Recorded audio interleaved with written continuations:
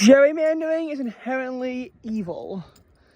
That being said, Democrats need to gerrymander some of these states in order to offset the horrendous gerrymanders that are going on right now by the Republicans. And I know what you're saying, gerrymandering to counteract other gerrymandering, well, two wrongs don't make a right. In this case, I think it does. I don't have access to my computer. I probably won't be able to show you in a full video until probably my best guess would be this February 21st.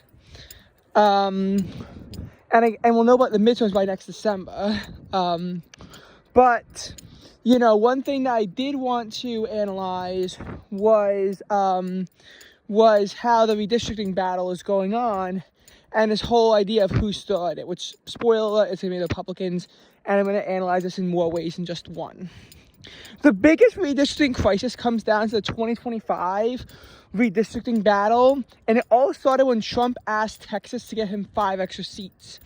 Then the Republicans also gave him an extra seat in Missouri and North Carolina. Now again, two wrongs don't make a right, and gerrymandering is inherently evil. That being said, at this point, if the Republicans got what they wanted, especially if the VOA gets struck down, they could get 25 additional seats, and it could give them a very long-lasting majority, sort of what the Democrats had from 1955 to 1995, where the House did not change control at all. And from 1959 to 1995, Democrats had at least 240 seats in the House, a level that they've only achieved once ever since, after the 2008 elections.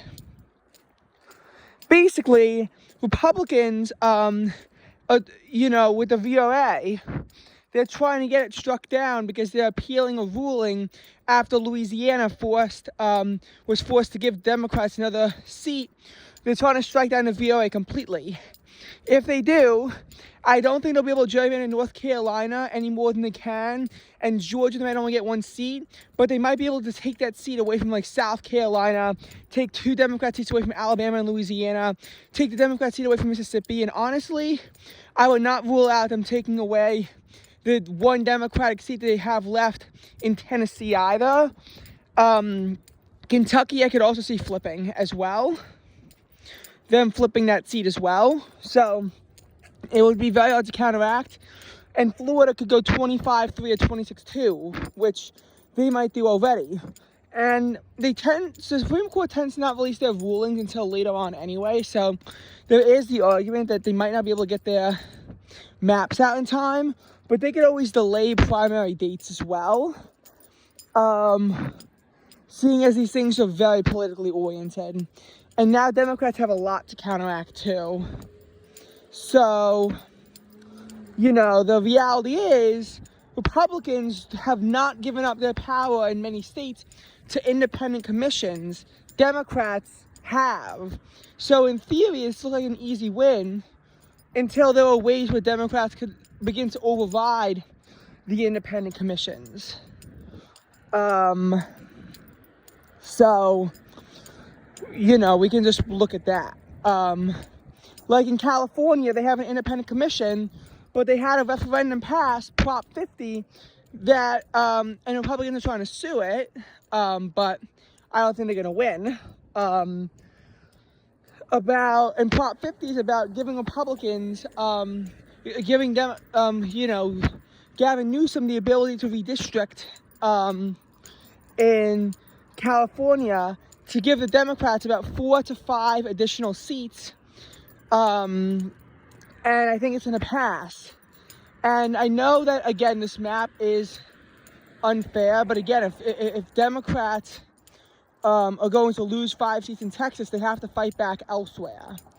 But at first, it appeared California would be the only place where that would be realistic.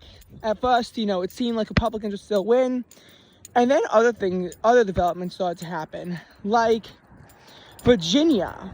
The 2025 gubernatorial election in Virginia was a major step because now they can get a special election referendum passed in April, after the bill, passed the Virginia legislature, as they regained the trifecta, they lost in 2021. Before that, Governor Glenn Youngkin had struck down a new measure, but a 2025 governor election saw Virginia flip that open seat easily. And now they can turn their 6-5 map into a 10-1 map. So they can gain 4 seats out of Virginia as well. New York, we could see Democrats gain about 4 to 5 additional seats as well, because even though they can't really do mid-decade redistricting, the 11th district boundaries in New York City were struck down as a gerrymander. Well, it only affects that 1 seat. If the legislature can redraw their map, they might be able to get 4 to 5 additional seats and really, give New York a huge Democratic congressional edge. That is probably about the most that we can see redistricting in 2026. However, Washington will require a supermajority in order to draw new maps, and Washington Democrats don't have a supermajority in either chamber, so we aren't going to see anything like that. In Colorado, which actually has 4-4 split maps, they could redistrict to give Colorado Democrats a huge edge, but only in 2028. Not for 2026.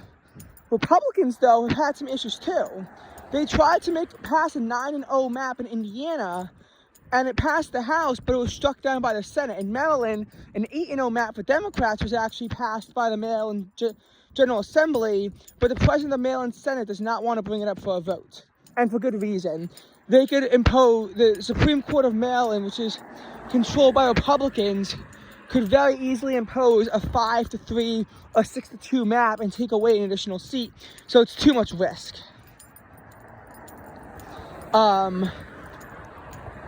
New Hampshire, there's been pressure, because New Hampshire is a Republican trifecta, but 2 Democratic seats. There's been pressure on New Hampshire to redistrict, to give Republicans an extra seat. Kelly Ayotte is not pursuing redistricting, and while New Hampshire Republicans have a supermajority in the New Hampshire State Senate, they lack a supermajority in the New Hampshire General Assembly. As a matter of fact, in that case, it's actually 222 to 178, so it's very close. So I don't think we're going to see too much more redistricting. Now, as for mandatory redistricting, Ohio has to redistrict because they passed their map without any, Democratic supports, because they tried to gerrymander in the 2020 cycle. Utah, there was a court-ordered case where they ruled that there was partisan gerrymandering in New Jersey, which is going to give them, that Utah Democrat, a seat. Of course, Spencer Cox is now packing the court to try and get that ruling overturned. So we'll see if Democrats actually get their seat out of Utah. Though it really makes them seem like hypocrites, because one of the things Republicans always said was, if Democrats ever get power again, they'd pack all the courts, just for Republicans in Utah to pack the courts. And this isn't the first time Republicans have engaged in court packing either.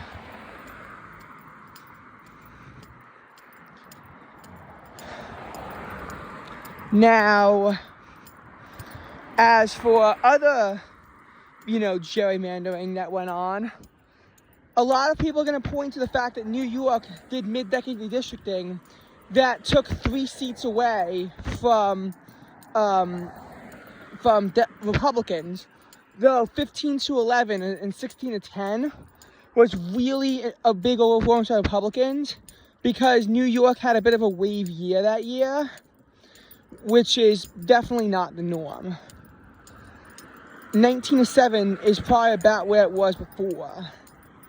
North Carolina, too. A 7-7 map was imposed by the Supreme Court of North Carolina. Republicans flipped the North Carolina Supreme Court, and then they gained 3 seats, and now it's 10-4 in favor of Republicans in North Carolina. So both sides were doing it, but the Republicans did in North Carolina was probably worse, especially because North Carolina is, in theory, a 50-50 state. But looking at the 2020 census and how they redistricted, you saw blatant gerrymanders in states like Iowa. Iowa was a blatant gerrymander. Blatant gerrymandering. Republicans also did in states like Florida, Tennessee, Utah, even Oklahoma to an extent. They did a lot of gerrymandering in states like that. Democrats did gerrymander Illinois, and they tried to gerrymander New York as well. But overall, Republicans do it more. You can look at 2012 House elections where Republicans got a big majority in the House despite Democrats winning the popular vote. So while it is a both sides do it kind of thing, it's more so the Republicans who are guilty.